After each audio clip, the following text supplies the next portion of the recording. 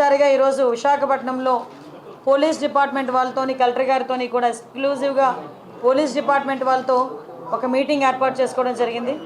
ఈ మీటింగ్లో commissioner of police, collector గారు, అదేవిధంగా డీసీపీలు, ఏసీపీలు, కొంతమంది సిఐలు షార్ట్ టైంలో నేను వాళ్ళకి చెప్పడం జరిగింది. వాళ్ళందరూ కూడా రావడం జరిగింది.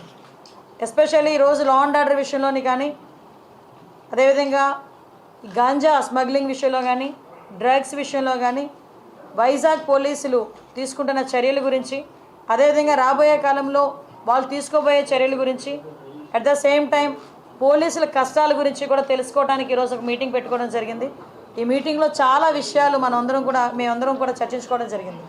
అయితే విషయం ఏంటంటే, ఈ 5 సంవత్సరాల కాలంలో ఆంధ్రప్రదేశ్ అన్నది గంజాయి హబ్గా మారిపోయిందన్న సంగతి మనందరికీ కూడా తెలిసిందే. డ్రగ్స్ హబ్గా మారిపోయిందన్న సంగతి మనందరికీ కూడా తెలిసింది. ఎందుకంటే హోమ్ మినిస్టర్ అన్న వ్యక్తి ఉన్నారో లేదో తెలియదు. ఏ రోజు కూడా గంజాయి గురించి కానీ, డ్రగ్స్ గురించి కానీ ఒక రివ్యూ చేసిన సందర్భం రాలేదు. ఏ రోజు హోమ్ మినిస్టర్ పక్కన పెడితే కనీసం ముఖ్యమంత్రి కూడా ఏ రోజు కూడా ఇంత రేంజ్లో క్రైమ్ రేట్ పెరిగిపోతున్నా, గంజాయి స్మగ్లింగ్లు, అదేవిధంగా డ్రగ్స్ సరఫరా విపరీతంగా పెరిగిపోతున్నా జగన్మోహన్ రెడ్డి కూడా ఏ రోజు కూడా దీని మీద ఒక చర్యలు తీసుకున్న సందర్భం కూడా మనకు కనిపించలేదు. అయితే ఈరోజు ఒక రెస్పాన్సిబుల్ చీఫ్ మినిస్టర్గా చంద్రబాబు నాయుడు గారు కానీ, మంత్రులుగా ఉన్న మేం కానీ, ఎమ్మెల్యేస్గా ఉన్న మిగతా ఎమ్మెల్యేస్ కానీ ఈరోజు పర్టికులర్గా ముఖ్యంగా విశాఖపట్నం లాంటి ఒక బ్యూటిఫుల్ సిటీలో ఈ గంజాయి అన్న దాని మీద ఉక్కుపాదం మోపాలి అన్న కాన్సెప్ట్ మీద ఈరోజు మేము చర్యలు తీసుకోవడానికి సిద్ధపడ్డాం. ఎందుకు ఇది ఇమీడియట్గా మీరు ఎందుకు టేకప్ చేశారు మేడం గారు అని మీరు అనుకోవచ్చు. ఎందుకంటే నిన్న నేను కొంతమంది మా ఎమ్మెల్యేస్ అందరి ఇంట్లోకి వెళ్తూ ఉంటే జనరల్ పబ్లిక్ నా దగ్గరికి వచ్చి మాట్లాడారు. మేడం గంజాని అరగట్టండి, చాలా ఇబ్బందులు పడుతున్నాం. టీచర్స్ నాకు ఫోన్లు చేశారు. గవర్నమెంట్ స్కూల్స్ దగ్గర 5th క్లాస్ 6th క్లాస్ చదువుతున్న పిల్లలు కూడా గంజాయి తీసుకుంటున్నారు. అంటే గంజాయి అంత విచ్చలవిడైపోయింది, విపరీతంగా వైజాగ్లో దొరుకుతోంది. ఒక ఎమ్మెల్యే స్థాయిలో ఉన్న ఒక వ్యక్తి ఏమని చెప్పాడంటే, గంజా వైజాగ్లో ఈవినింగ్ పూట ఆఫ్టర్ 8 కొన్ని ప్లేసెస్కి వెళ్ళడానికి మేము భయపడుతున్నాం. కొన్ని ప్లేసెస్లో ఎస్పెషల్లీ గంజాయి బ్యాచ్ ఉంటున్నారు, వాళ్ళు మా మీద తిరగబడుతున్నారు, కొడుతున్నారు, చంపుకోవడానికి కూడా సిద్ధపడుతున్నారు.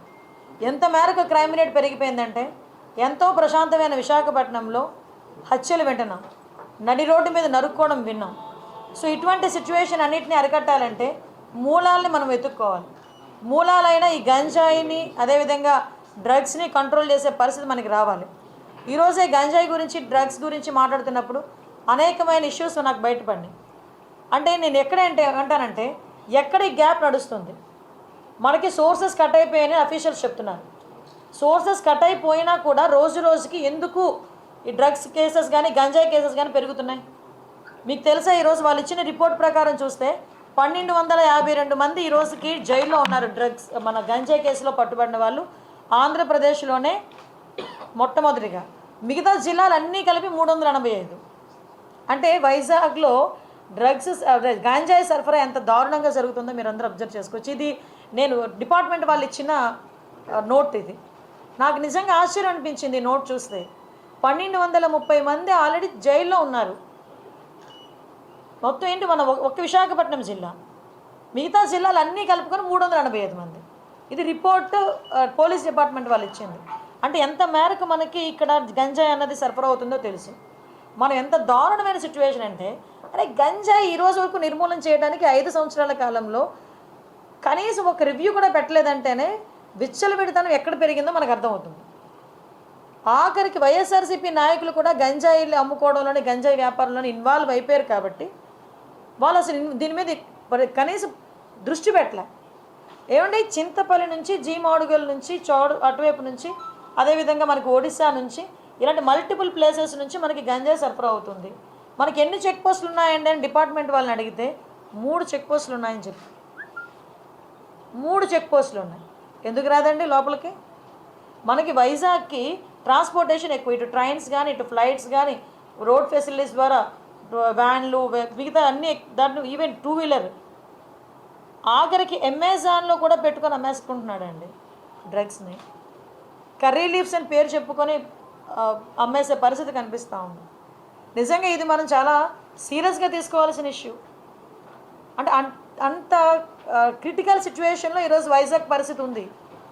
నేను ఎందుకు దీని మీద ఇంకా ఛార్జ్ తీసుకోకుండానే నేను రివ్యూ పెట్టానంటేనే ఒకసారి దీని సీరియస్నెస్ ఏంటన్నది ఆలోచించండి. నేను ఇంకోటి కూడా చెప్పాను, టాస్క్ ఫోర్స్ ఏర్పాటు చేయండి. ఈ రోజు నుంచే టుడే ఆన్వర్డ్స్ ఆఫ్టర్ 8:39 గుంపులుగా పిల్లలు ఎవరైనా ఉన్నా, గంజాయిలు తీసుకుంటున్నట్టుగా రోడ్డు పక్కన ఉన్నా, చీకట్లో ఉన్నా, మీకు నచ్చిన పని చేయండి అని పోలీసుల వాళ్ళకి నేను క్లియర్ ఇన్స్ట్రక్షన్ ఇచ్చాను. అట్ ద సేమ్ టైం ఈరోజు కొంచెం మరీ ఇంకోటి విషయం ఏంటంటే, స్మెల్ డిటెక్ట్ చేయాలి.